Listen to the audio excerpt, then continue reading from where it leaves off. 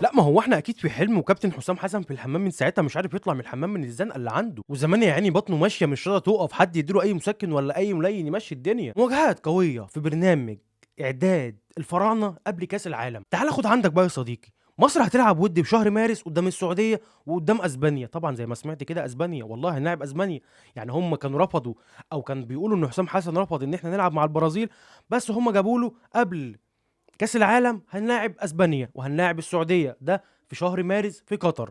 طبعًا هنعمل الاستعداد ده وهيبقى قوي جدًا، جدًا، جدًا. هنسكت على كده؟ لا، مصر مش هتسكت على كده، مصر عمرها ما هتفوّت البطولات دي والاستعدادات دي كلها. خُد بقى عندك دي كمان، في شهر يونيو هيكون في استعدادات لمصر برضه بماتشين ودي قبل تجهيزات كأس العالم. هتقول لي إيه الماتشين دُولة كمان يا عم أحمد؟ ما إحنا شُفنا الماتشين اللي فاتوا. هاقول لك بقى خُد التقيلة، هنلعب مع البرازيل وهنلعب مع النرويج. يعني هالاند بقى وما أدراك ما هالاند. أنا مش عارف أصلًا مين هيقدر يوقّفه، يعني ربيعة وياسر والشناوي هيقدروا يقفوا قصاد هالاند؟ وأخيرًا نتمنى التجهيزات دي تكون إنها حقيقية وتكمل على خير، وبصراحة هتكون أقوى تجهيزات لمصر قبل البطولة، اللي إن شاء الله نعمل فيها حاجة كويسة وما نطلعش من دور المجموعات، على الأقل نطلع يا عم أفضل تالت والّا نطلع تاني ونخش دور ال16. مش مهم نعمل حاجة، بس على الأقل نطلع من دور المجموعات اللي إحنا لازقين فيه كل سنة نصعد في كاس عالم.